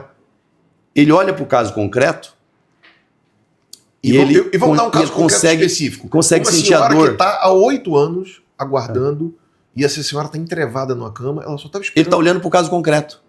Ele não está olhando para a fila que está na regulação. Até olha. Hoje em dia olha assim. E esse é um outro problema. Mas ele vai deixar aquilo que é o direito... Esse é um outro problema, Marcos, pelo seguinte. Eu tenho certeza que você sabe disso. Tenho certeza. Você tem uma equipe que está te fornecendo isso. Tenho certeza. Você tem uma equipe pujante, uma equipe boa, e você conhece também. A nossa fila de regulação, ela é confiável? Eu vou explicar a minha pergunta. Eu não estou dizendo que o servidor que está lá, eu conheço os servidores que estão lá, eu conheço o chefe da regulação, é um médico competente, é um cara sério. Agora, existem modelos, sistemas confiáveis? Ou essa fila está suja? Entende que eu falo de fila suja? Entendo. Tem gente que está na fila que já morreu. Sim. Tem gente que está na fila que já fez a cirurgia. Sim. Tem gente que está 2, 3, 5, 10 vezes na fila. Você quer ver um negócio? A pessoa, assim, ele está na fila da regulação. Alguém liga para essa pessoa e não consegue falar com ela. O que acontece? Sai. Eles tiram da fila. Aí ela vai voltar para o final de novo. Porque ela vai ter que entrar de novo no sistema. Uhum. Então, os números não são reais. Aliás, é uma fila... É uma fila cruel, mas fictícia, mas eu acho que é ainda mais grave. Eu acho que o número que você tem de pessoas realmente esperando por atendimento que não consegue é muito maior do que o que está ali. Agora, você está trazendo o exemplo do custo da judicialização? Só para a gente contextualizar, vamos falar do custo da judicialização. Hoje nós temos mais de 200 mil pessoas na fila. Sim. E você presume que esse número seja maior ainda? Presumo. E aí eu vou lhe dizer, por exemplo, vamos pegar um caso aqui que ele é recente e ele está se tornando recorrente em Rondônia. E a Defensoria deve ter muitos casos lá. O caso do neurodivergente. Ok? Crianças e adolescentes com TEA, TDAH. Isso. Você pega, a cidade de Presidente Médici gastou no ano passado 1 milhão só em casos de judicialização com essas crianças. Vale do Paraíso, outras cidades eu tô mapeando, né? Mas eu peguei um exemplo aqui, o caso deles. Foram 900 e quase 1 milhão de reais. Uma cidade pequena, com orçamento minuto. 12, acho que foram 12 casos. 12 casos. Um custo alto. O município não tem os especialistas, ele não consegue oferecer o atendimento. A Defensoria entrou com o pedido. Sim. O juiz deferiu, deu a ordem, o município vai ter que dar um jeito, né, de fazer o pagamento e garantir o atendimento. Será que o Estado, via CESAL, não deveria prestar um... Pois é, mas e você pega no Estado, quando você vai na POC, quantos neuropediatras você tem ali para atender o Estado todo? Pouquíssimos. Eu acho que, se eu não estou enganado, são 2 hoje. Né? Agora, qual é a questão? Você tem 2 situações aqui no caso da abordagem com neurodivergente. Né? Você tem uma abordagem, que é a abordagem inicial para o fechamento do quadro diagnóstico. Sim. E depois você tem a etapa, né, da reabilitação, né, do acompanhamento, enfim, a orientação técnica. E efetiva inclusão desse ser humano na sociedade. Isso. Então, se você for pela lógica da judicialização, todos os casos, não tem orçamento que suporta. Então o Estado tem que se antecipar. Qual que é o meu ponto aqui? O Estado tem que se antecipar. O problema existe? Existe. As pessoas estão na ponta sofrendo? Estão. O Estado tem que se antecipar. Porque de um jeito ou do outro ele vai ter que arcar com isso. Só que de um jeito que é mais caro, ineficiente. Então, E pior, Rogério, vamos agora falar um pouquinho de sentimento. Eu tô me lembrando de um caso de uma senhora, isso aconteceu esse ano, Rogério. Veja o drama. Você falou das crianças neurotípicas, neurodivergentes, e esses casos estão aumentando exponencialmente. Muito. Essa senhora, a gente tem lá uma psicóloga que trabalha conosco no núcleo, enfim, essa senhora, no alto do desespero dela, a gente já tinha conseguido uma decisão judicial favorável. O ar tá batendo muito aí em você, cara? Não, tranquilo. Tá tudo certo. Essa senhora, no alto do desespero, Rogério, ela chegou e falou bem assim: se vocês não resolverem esse problema para mim agora, veja o grau de desespero. Eu vou tirar a minha vida e vou tirar a vida dos meus filhos. Misericórdia. E ela é aquele drama completo. Uma senhora humilde, o pai das crianças já abandonou. Infelizmente, isso é uma dura realidade. Tem muitos casos de famílias atípicas que a mãe é que acaba suportando a dor. Toda a dor, todo o ônus. A carga, todo o ônus. Ela tinha 2 filhos. Os filhos dela, o mais velho, já estava diagnosticado não só com neurotipicidade, mas também com esquizofrenia. O mais novo, diagnosticado e já com sintomas de esquizofrenia. O INSS indeferiu LOAS dela. Porque se você não tem abordagem inicial ali, você não tem nada disso. Você não consegue acessar. Ela não consegue trabalhar. Não. Porque ela vai deixar os filhos dela com quem? Você entende o grau de desespero dessa mãe? E não é para isso, Rogério, que o Estado existe. Eu falo o Estado, não é o Estado de Rondônia, né? É o Estado lato sensu, a União. Organismos estatais não existem para isso. Agora, você sabe o que assim, primeiro, Rondônia não tem realmente essa estrutura. Rondônia não se preparou para isso, não tem planejamento. E aí ele paga caro pela ineficiência. E isso não é um problema só de saúde, não. Porque na área da educação, você tem o TO, que é o terapeuta ocupacional, você não tem professores habilitados. Mas eu tive a oportunidade de viajar a alguns lugares para conhecer o funcionamento, né, em outros lugares. Eu fui em São Paulo, né, visitei 2 redes importantes em São Paulo e em Curitiba também, uma referência nacional, inclusive, nessa questão do neurodivergente. Você tem hoje, depois, com a pandemia, acabou se popularizando muito, né, o telesaúde, que no mundo já funcionava muito, o Brasil ainda não. E depois da pandemia, né, o modelo, né, de telesaúde acabou se expandindo um pouco mais e hoje ele se tornou uma ferramenta complementar ao modelo presencial muito eficiente. Por exemplo, você tem 2 modelos. O telesaúde é o paciente de frente para o médico atendendo por chamada teleconsulta. E você tem outros 2 modelos que ainda não são muito difundidos, mas que são eficientes, que é a teleconsultoria e o telematriciamento. O que é o telematriciamento? Você tem um caso de uma mãe atípica que está com a criança numa cidade lá do interior, né, e o município ele foi preparado com uma cabine tecnológica. Então a mãe vai com a criança e vai com o médico da atenção primária para esse ambiente. Do outro lado da tela, você tem lá um neuropediatra, você tem lá uma psicóloga, um fonoaudiólogo, um assistente social, você tem toda a equipe multiprofissional para fazer aquele atendimento. Você não tira a criança do seu habitat, da sua região, para fazer uma viagem longa, estressante, com sofrimento para a família toda, para ir até o especialista. Você pega o conhecimento do especialista, usa a tecnologia e leva para perto da criança com um profissional da atenção primária do lado. Isso já está funcionando. É mais barato, é mais eficiente, você tem os melhores profissionais à sua disposição. Agora, por que não faz? Aqui em Rondônia tem uma cidade que começou a fazer isso, já. Vilhena. Eu fui lá, visitei, conheci, eles estão fazendo. E lá eles fizeram as duas coisas. Eles têm tanto as cabines tecnológicas, como eles têm também a área do centro de reabilitação. Aliás, muito bonito.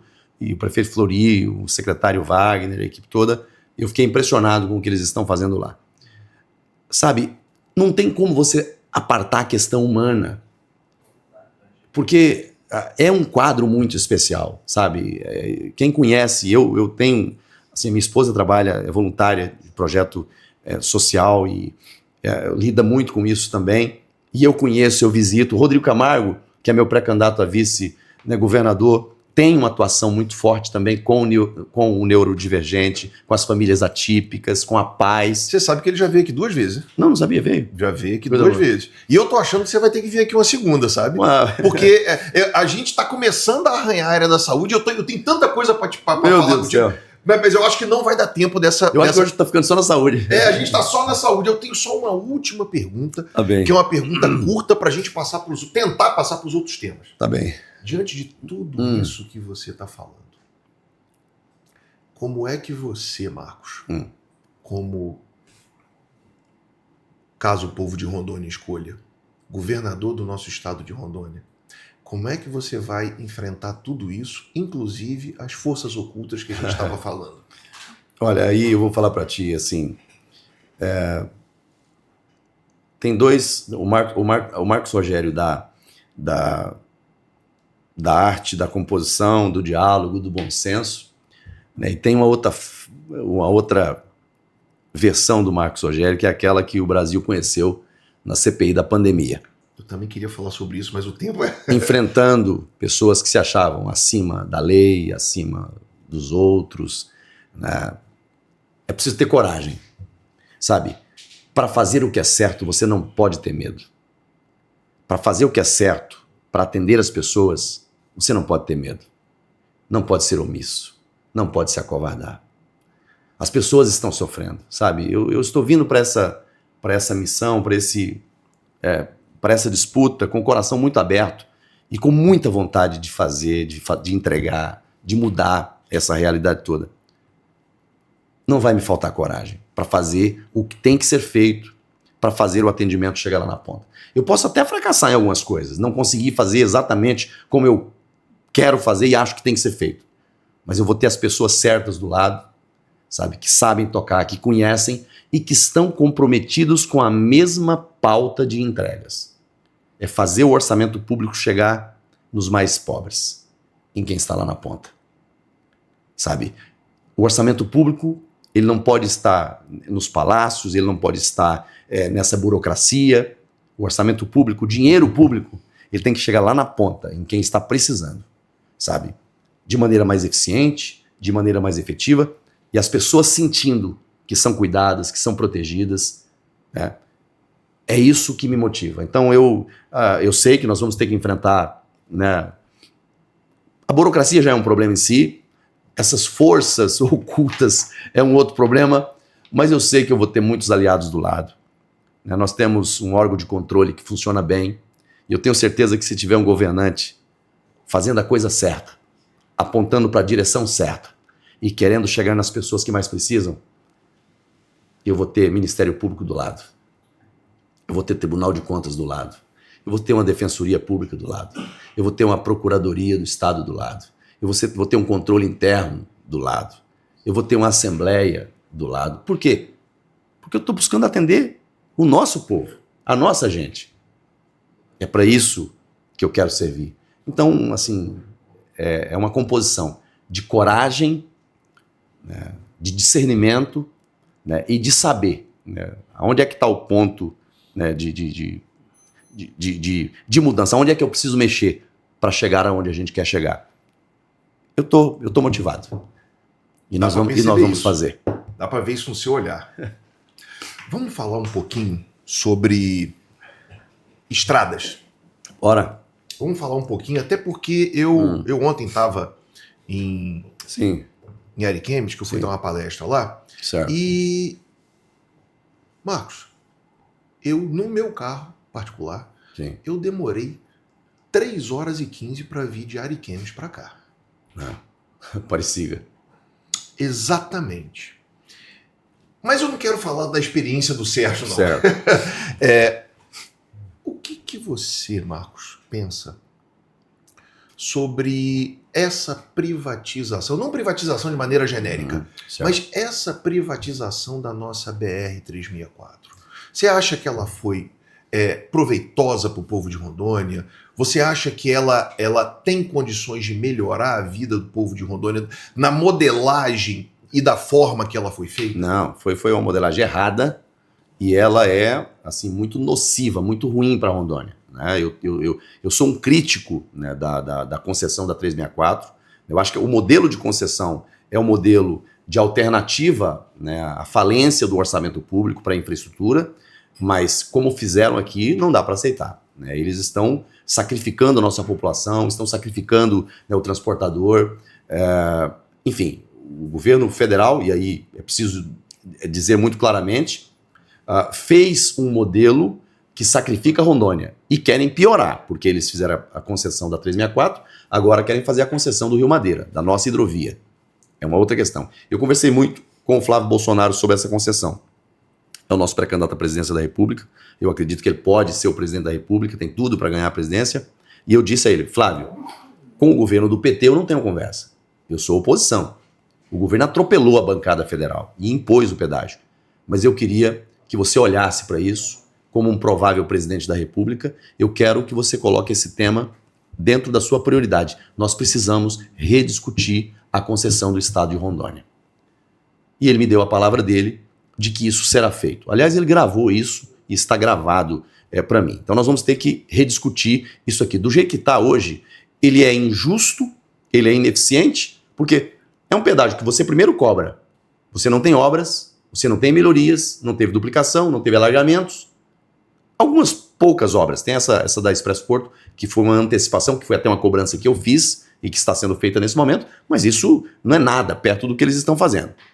Agora, Sérgio, eu diria para ti o seguinte, que assim, o pedágio é um problema e nós estamos rediscutindo agora a retotalização do fluxo de veículos, né?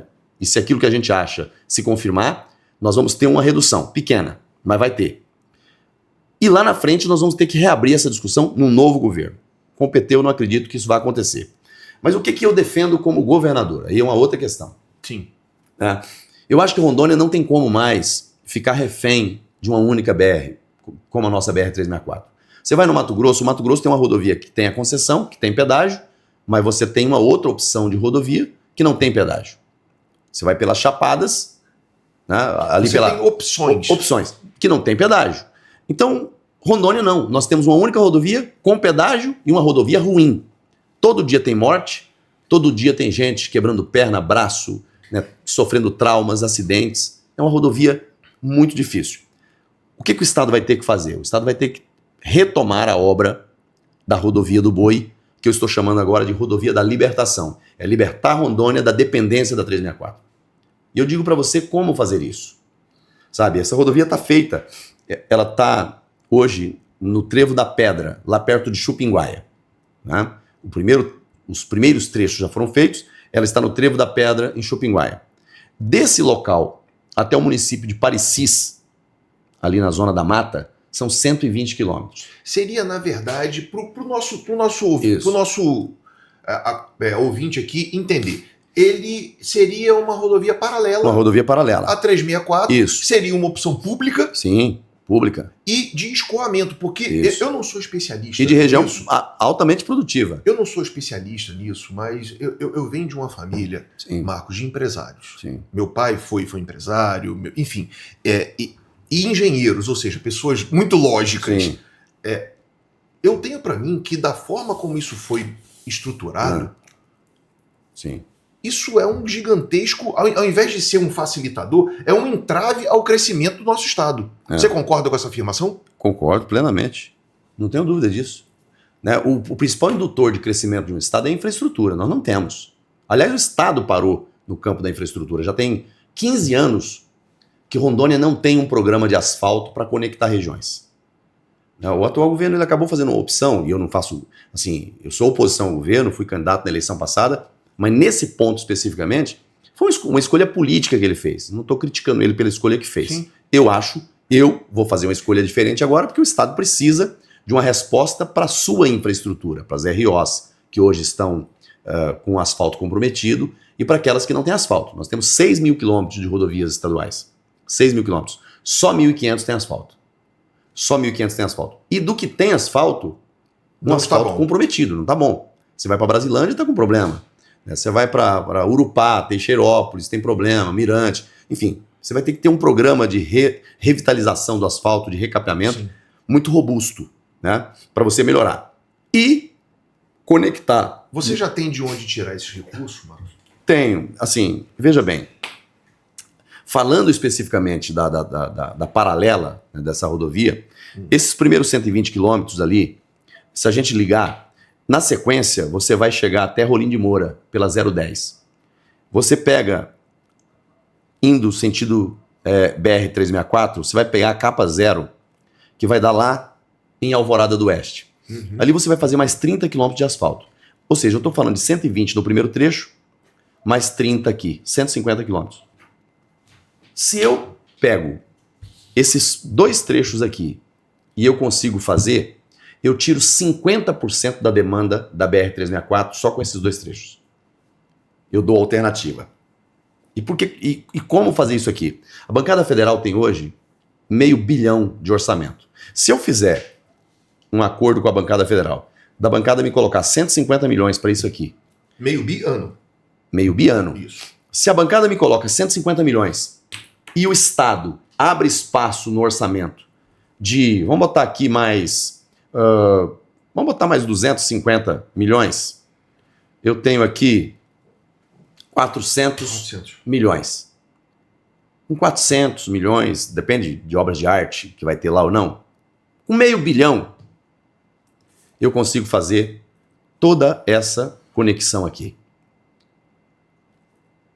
Esses primeiros 120 quilômetros e os outros. Ou seja, Marcos, você está dizendo que é crível. É crível, é possível fazer. Não é um sonho. Não. Agora eu vou dizer para ti. Aí vem a lógica de quem entende a importância do setor privado, né?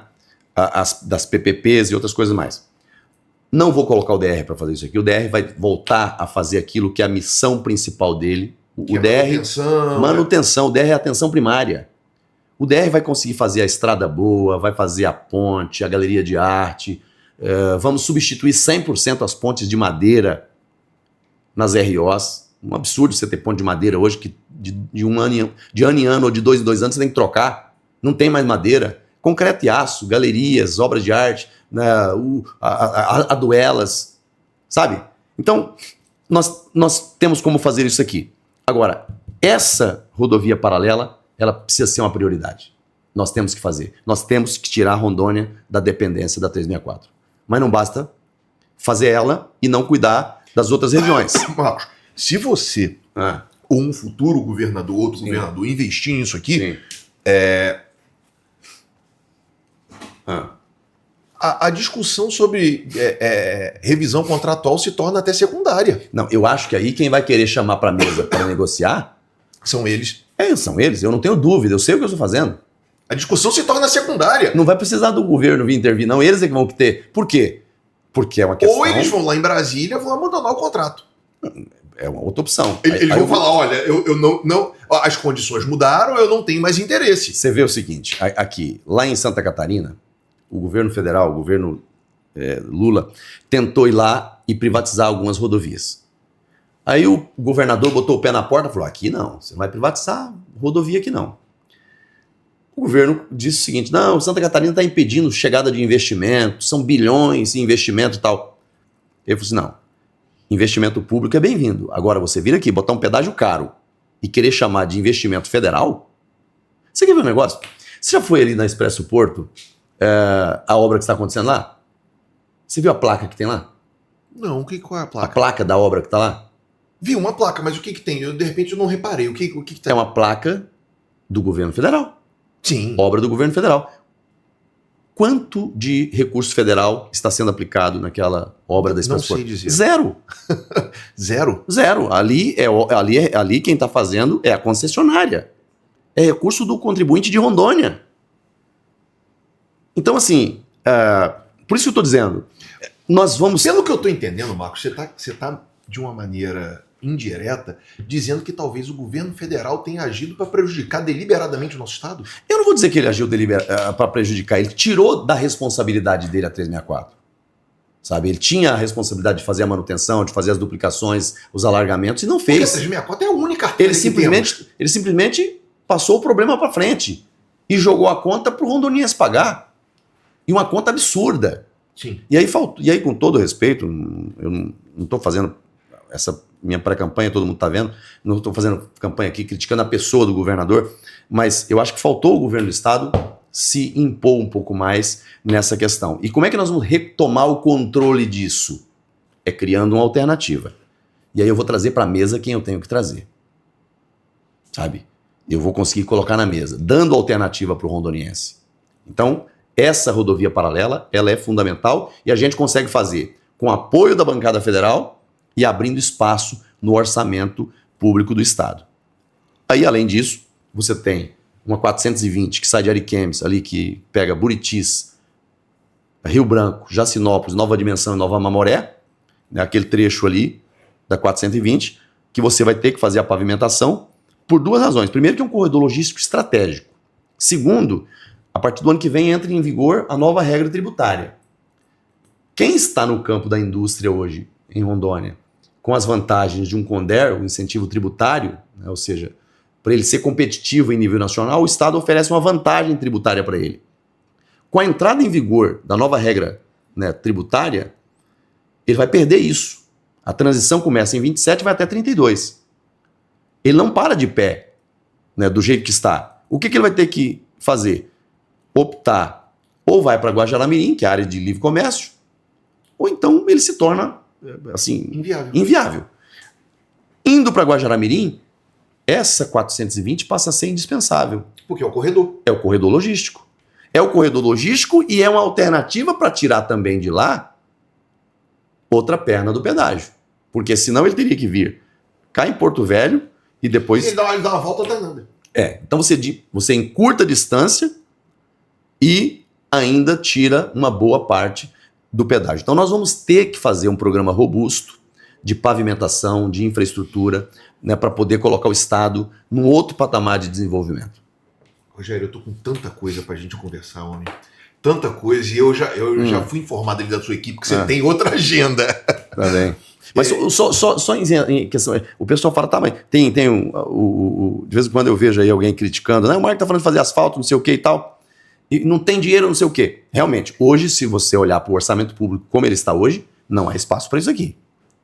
A diferença é que, assim, o olhar de quem está de fora para o orçamento e o olhar que eu tenho, e aí, não quero fazer nenhum tipo de juízo, aí é uma questão acadêmica mesmo. Eu olho onde é que está a discrepância. Se eu tenho lá, hoje, né, 1,2 bi de capacidade de investimento, né, é o que está hoje de investimento, e eu tenho ali quase 7 bi de custeio de uma máquina,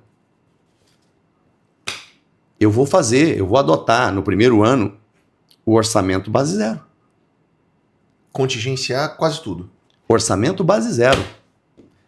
Vamos chamar para a mesa. Está aí o seu orçamento, foi aprovado.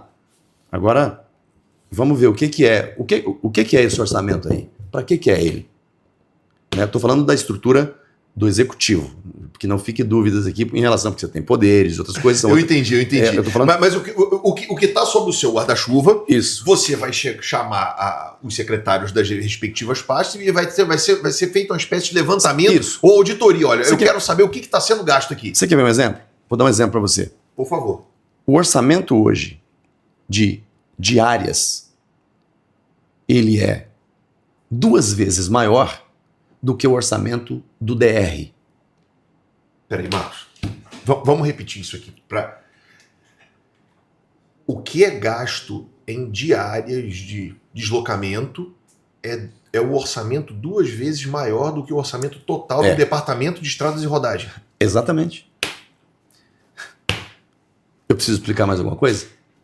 Então, quando eu estou falando na lógica da gestão pública, do planejamento, da eficiência dos gastos públicos, da governança, eu sei o que fazer.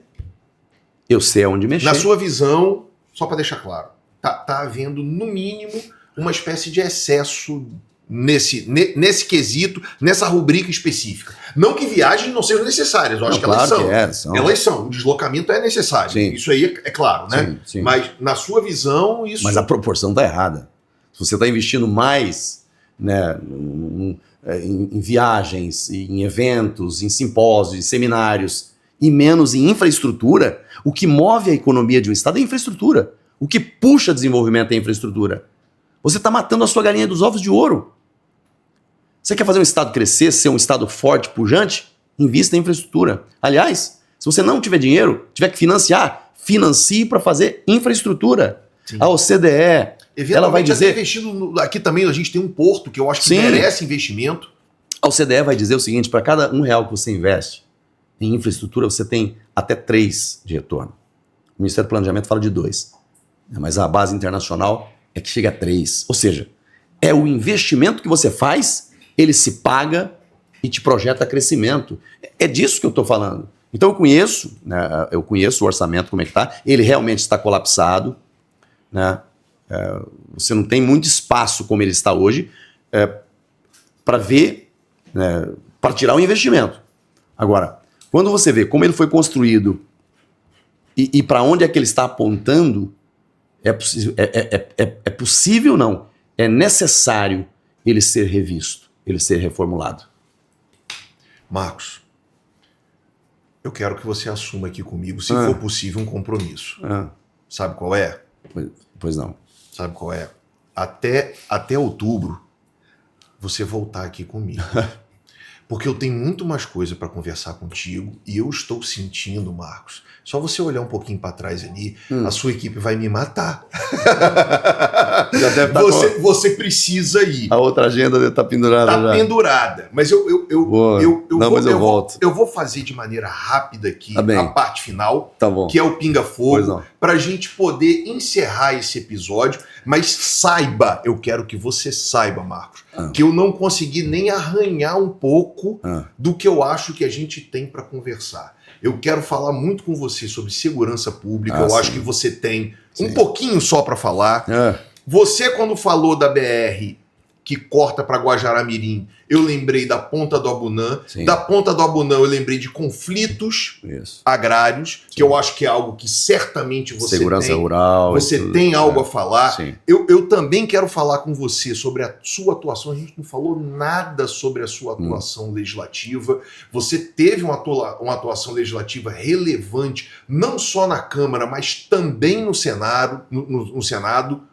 Na comissão de infraestrutura, talvez seja até aí onde você buscou toda essa sua experiência e expertise, né? Também você atuou, salvo engano, na CPI da Covid, correto? Covid, foi. Onde ali você estava dia sim, dia também no Jornal Nacional. Verdade. Né? Enfim, tudo isso para a gente conversar. Vamos fazer aqui umas perguntinhas bem rapidinhas, pinga fogo. Sim. Marcos, sendo eleito governador, qual seria um dos primeiros atos ou o primeiro ato do seu governo? Gabinete de crise, liderado pelo governador, para enfrentar o problema da saúde. Excelente. Em uma palavra, o que Rondônia hoje está mais precisando? Gestão. Gestão. Sem gestão você não tem entrega. É um estado rico, com um povo pobre de serviços. O estado não chega na ponta. Excelente. Qual foi o maior aprendizado? Você falou de derrotas e tal, que você aprende mais na derrota do que na vitória. Qual foi o maior aprendizado da sua derrota na eleição de 2022? Eu acho que o ponto aqui você tem que entender que um projeto grandioso como esse, você não tem que tocar ele sozinho, prescindindo ou abrindo mão, né, de apoios de pessoas que às vezes têm uma visão um pouco diferente da sua, mas que no objetivo, sabe, naquilo que quer para o Estado, está na mesma direção. Ao invés de dividir, a gente tem que unir e somar. Eu naquele momento eu não tive essa visão e acho que foi uma grande lição e que hoje eu consigo rever isso e na prática isso está acontecendo. Eu já disputei a eleição com o prefeito de Porto Velho, com o prefeito Léo Moraes, e hoje nós estamos juntos no mesmo projeto. O Fernando, meu candidato a senador, o doutor Fernando Scheid, doutor Fernando Máximo, e o Bruno, que é o outro candidato a senado, o Fernando estava na chapa do governador atual, hoje está comigo. Sim. Então, a capacidade de entender que pessoas que às vezes estão num movimento político diferente do seu, que em algum aspecto pode até pensar diferente de você, mas se quer o mesmo objetivo, se quer um Estado que resolva e quer caminhar na mesma direção, por que não caminhar junto? Por que não somar forças? Então, eu acho que essa capacidade... Isso é política boa. Isso é fazer política pro povo. Eu acho. Né? Eu acho. Isso soma, isso agrega, né? Isso enriquece o debate. Eu tô muito contente com essa construção toda. Estamos chegando ao final. Penúltima pergunta. A população de Rondônia pode esperar um hospital de urgência e emergência pronto no primeiro ano do seu governo? Olha, nesse momento eu não posso fazer essa garantia, porque como o recurso que estava no fundo, né, no fundo euro, foi retirado, eu vou ter que começar primeiro organizando a parte orçamentária. Nós vamos ter que primeiro fazer a alocação do recurso para poder, a partir daí, tocar esse projeto. Então eu diria para você o seguinte, o primeiro ano... Mas isso seria prioridade. Não, é prioridade. Isso é prioridade. Né? Então, o primeiro ano eu vou ter que alocar o recurso, preparar o projeto, trabalhar a parte de licitação para rodar o contrato, né, rodar a execução desse projeto. Eu diria hoje que eu entregaria esse hospital no segundo ano de gestão. Excelente. Última pergunta. O eleitor que ainda não decidiu votar no senador Marcos Rogério deveria votar em você por quê? Olha, o eleitor tem os seus critérios. Eu acho que, assim, tem gente que pode não conhecer, né, o Marcos Rogério de forma mais próxima, ou pode conhecer parte do seu trabalho, né, pode gostar ou pode não gostar. Às vezes, eu não gosto da ideologia dele, eu não gostei dessa ação e tal, mas olhe para o que eu trouxe para o Estado de Rondônia e para o que eu estou falando em relação aos problemas do Estado, de como eu vou enfrentar esses problemas e de como nós vamos resolver esses problemas. Aqui não é sobre o Marcos Rogério, é sobre o Estado que o rondoniense quer. É sobre quem está preparado para liderar esse Estado, para liderar um time, para ter trânsito em Brasília, para trazer para Rondônia aquilo que Rondônia tem de direito, pode de direito. Quem está mais preparado para isso? Para sentar numa mesa, falar firme e reivindicar os direitos do Estado de Rondônia. Não é só sobre um nome, é sobre preparo, é sobre liderança, é sobre acesso. Então, assim, eu respeito. Tem gente que gosta, tem gente que não gosta, tem gente que simpatiza, tem gente que não simpatiza, né? Eu espero conquistar o coração das pessoas, né? Com presença, né? E com ideias que conectam. Mas se eu não puder conquistar as duas coisas, né? Que as pessoas olhem para aquilo que eu estou mostrando. O Estado que nós temos, o que vamos fazer e qual Estado que nós vamos entregar lá na ponta. Eu acho que é isso. Excelente, Marcos. Minhas amigas, meus amigos, estamos chegando ao final de mais um episódio do seu, do nosso podcast Direito e Saúde. Você que nos acompanhou até o final, dá aquele joinha, compartilha esse vídeo com quem você acha que merece ouvir esse bate-papo. Marcos, eu vou deixar agora essas 3 câmeras aqui com você e você faça aí a sua fala final, mande um recado para quem você quiser mandar, faça os seus agradecimentos. Eu vou passar para quem tem muito mais experiência do que eu nisso, que é comunicar. Comunique, meu. De jeito nenhum. Eu só quero deixar uma palavra de agradecimento. Primeiro, agradecimento a você, né, a toda a sua equipe, né, que me atendeu tão bem, né, e agradecer quem está em casa assistindo, né, nas plataformas, esse bate-papo. Pedir desculpa por alongar em alguns temas aqui, é porque a gente está motivado, focado, assim, obstinado a mostrar o que a gente quer fazer e como a gente quer fazer e por quê, sabe? Porque do outro lado tem alguém sofrendo, do outro lado tem alguém esperando, do outro lado tem alguém que já perdeu a esperança, que está revoltado.